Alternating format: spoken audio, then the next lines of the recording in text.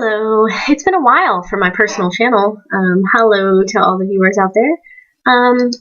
I have been extremely busy with school, and I also am part of a collab called Genderqueer Chat. If you haven't checked that out, do it. So I haven't really made any personal vlogs in a while, but I've been thinking about making this vlog pretty much for 3 or 4 months now, and I think I'm ready to make it. It might be a little long, so I'm going to go ahead and apologize for that. But it's the subject of non-monogamy, which I've actually brought up a couple times on Genderqueer Chat, but never really gone into detail about. Non-monogamy for me is something that I've thought about and struggled with for years.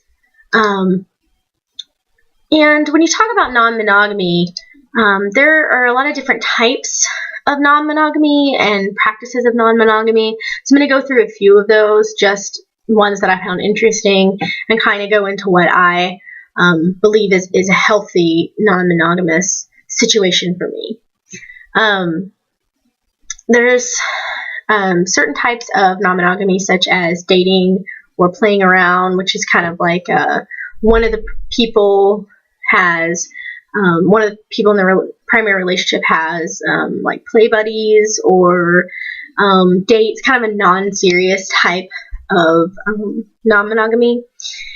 And of course there's swinging, which we all know what that is. It's usually couple based only, so both people are involved, and it's usually you don't really generally get romantically involved in those. It's mainly for physical purposes.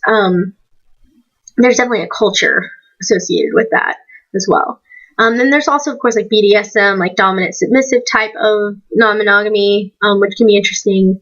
Not really into that specific type of play, but it is interesting and definitely a big part of non-monogamy in general as an umbrella term. Then there are things like such as 3 or 4 person relationships where everybody's on an equal playing field. There's just multiple people in their relationship, and sometimes not everybody's sexually involved in those situations, which is interesting. Kind of group marriage is another one. And then there's something called primary, secondary polyamory, which is where couples tend to be on like a typical monogamous life path, such as marriage, children, moving in together, very serious couple. But they each date other people seriously also. Usually there's no limits on the relationship. It's really literally like having different relationships with different people. As far as me personally, definitely the last situation is the one in which I believe I'll be the most happy, which would be having a primary partner and then also having romantic relationships with other people as well. That doesn't mean necessarily on the same level. I have no interest in a commitment to anyone else besides my primary partner, but I would like to, I love to be there for people in a romantic way. And I do enjoy being physical with more than one person. Now, the reason why I've come to this conclusion that I'm not a monogamous person is because of my experience dating and trying to be in monogamous relationships. I always end up feeling very trapped and isolated in a relationship when I'm monogamous, and I always just feel like I'm missing out on living life. And experiencing every connection related to life. I believe that when you choose not to experience every connection to the fullest, that you cheat yourself out of really amazing and beautiful life experiences that can help you to grow. And I just really think that as human beings, we got this one life, and in my opinion, nothing else. I just feel like that to cheat yourself out of an experience to love and to learn things about life from another person that you wouldn't unless you interacted with them romantically. I just think that you cheat yourself when you don't do those things.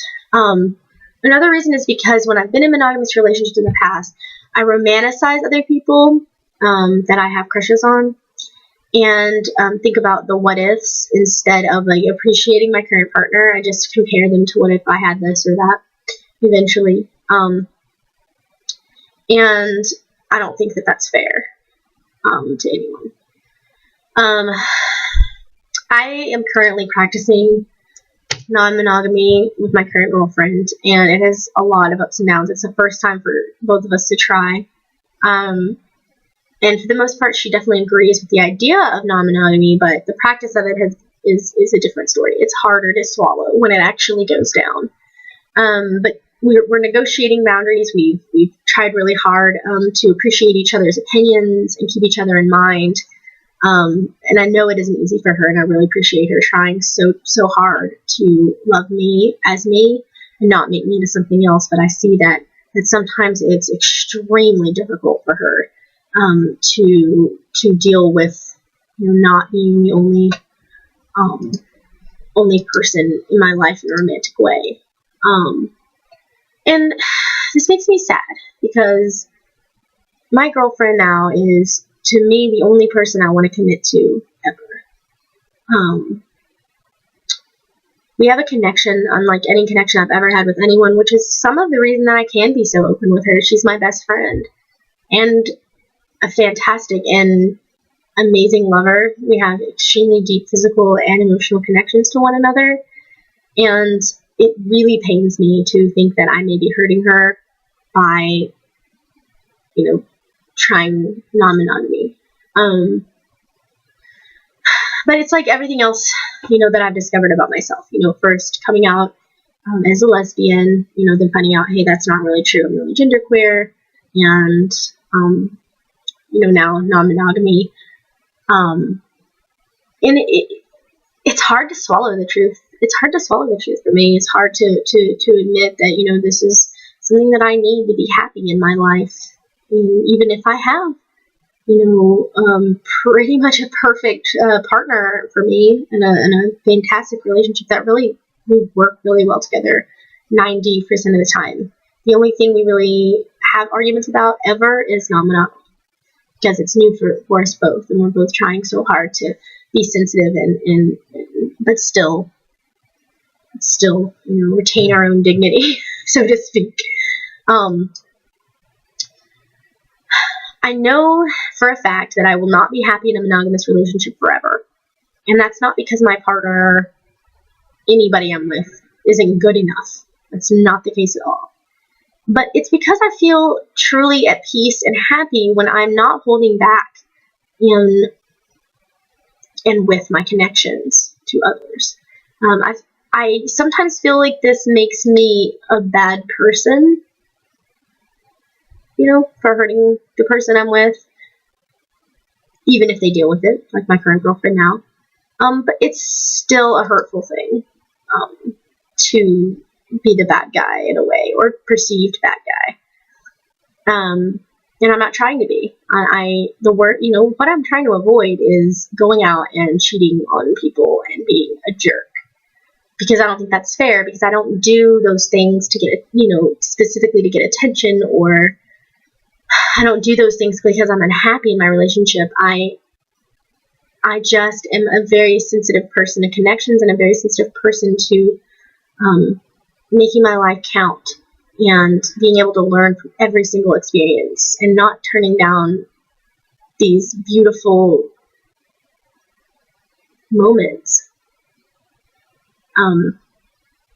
But and so that's what I've learned, is that I have to look past like the guilt that I feel for being myself, because everything that I've ever done that's made me a happier person, genderqueer,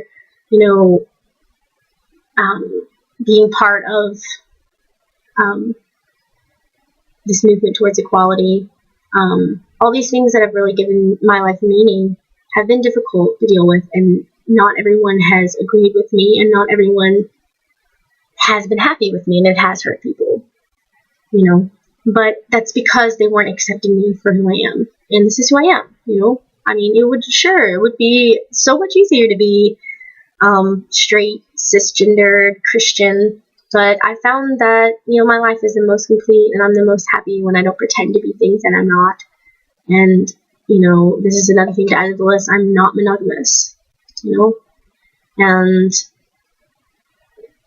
that's going to be difficult, to deal with, and difficult for anyone to be with me,